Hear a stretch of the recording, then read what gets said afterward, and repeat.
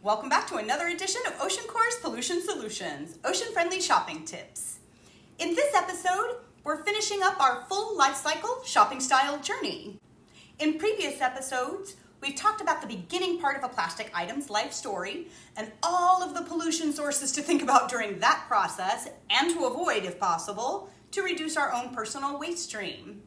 Like, what material the item is made out of, what manufacturing processes the item has to go through, and how the company deals with the challenges presented here, what kind of packaging it comes in, and how far it has to travel to get to you. Now we get to the middle and the end parts of the story, the point where you and I get personally involved. After we've considered all of the potential pollution points in the thing's creation, we need to think about our own personal role in the life of the plastic thing, how we're going to use it, and what we're going to do with it when we're done using it.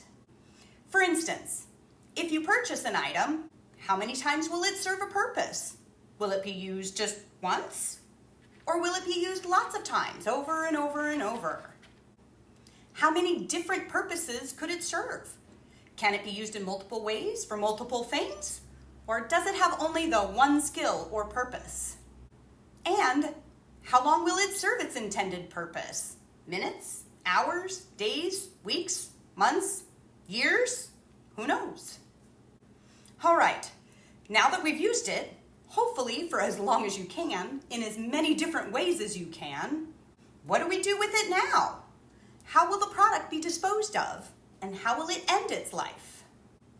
We need to consider, can it be donated and reused, either with the company you bought it from or through other well-known establishments like Salvation Army, Goodwill, Red Cross, or Habitat for Humanity, to name just a few? Can it be upcycled or made into something else? You can do this yourself if you're crafty, or even if you're not, like making an old t-shirt into a reusable bag, a great idea to save money and do something fun on Halloween. Or you can donate it to someone who needs materials and will upcycle it for you. There are more and more small businesses, especially here in Hawaii, jumping on this bandwagon, which is wonderful. We have to do something with the plastic we've already made, especially here. We have all this trash that washes up on our shores from all over the world that we clean up, and we need to do something with it, other than sending it to our one and only landfill. I would just Google companies that upcycle in your area, or maybe look on Pinterest for people needing materials for their crafts. Is the plastic thing recyclable at all? And does the area you live in have the right facilities to actually make the recycling happen? Or does it need to go somewhere else where the recycling may or may not actually happen? The most important thing here is to know and be familiar with what your local resources and practices are for recycling. Here in Hawaii, the best information resource for this is opala.org. In a nutshell, though, we have very few, if any, recycling services actually on island. For the most part, H-Power needs our trash to burn, to make our electricity, and if we don't give it enough fuel, we don't have enough power. A very strong reason not to support reducing our trash amounts overall or introducing any new recycling facilities. We do recycle plastic numbers 1 and 2, but they are sold and shipped to other countries who may or may not actually recycle them. Or will the plastic thing just end up being trash? Our World in Data shows us how our trash is actually being handled. Globally, in 2015, we discarded 55%, incinerated 24%, and recycled just 20% of our trash. By 2050, if trends continue, we could be incinerating 50%. Not a good thing, particularly for climate change or our health. Recycling 44% and discarding 6% of our trash. Phew, okay. We've gotten to the end of the product's full life cycle story. Yay! Let's make all this theory we've been talking about real and put it into practice by talking through the entire life cycle story of a specific product you may want to purchase. And you'll see it's not all that complicated. I'm going to choose something everyone has, a cell phone, and something everyone has to make a choice about, a protective cell phone case. The first thing to consider, the material and its creation. I don't think it'll come as a surprise that the majority of phone cases are plastic.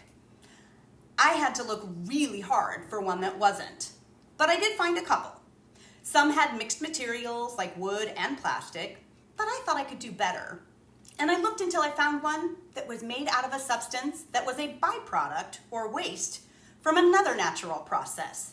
So this stuff was going to be natural trash, but they found something else to do with the leftovers from making a natural material. Neat. Next, I thought about the manufacturing process and discovered that this company did a lot to minimize their environmental impact with carbon offsets, measuring their company carbon footprint, materials, packaging, shipping, a product full responsibility program, a pollution reduction plan, and multiple ways to give back to many organizations doing the Earth's work. Wow, they thought about all that for me. Cool. Then I thought, fantastic. I can use this cover over and over for as long as it lasts, and when I'm done with it, I can send it back to the company, who will refurbish and donate it or properly compost it, completing the product's full life cycle. This is especially important for areas without the right composting or recycling facilities, like here in Hawaii. All right, everybody, that's it. That's the full life cycle shopping style. You did it. We thought about all the waste streams we could reduce in the beginning, made the best choice possible from available options, purchased a thing, brought it home to perform its intended duty or function, used it until you couldn't use it anymore in any way, and finally, closed the product life cycle circle with proper disposal. Well, let your mind chew on that while you're out shopping and resupplying your home this weekend. It'll take a hot minute, but you'll get the hang of it. And if you have any questions, just ask me. You can reach me at oceancore.org/contact or send me a message through OceanCore's Facebook page. Thank you for joining me today, and please subscribe to OceanCore's YouTube channel and like or share. Help OceanCore continue to grow by visiting Nara Treasures on Etsy and making a 30% donation by way of purchase. And most importantly, whatever you learn here, share it forward. I'll see you next time.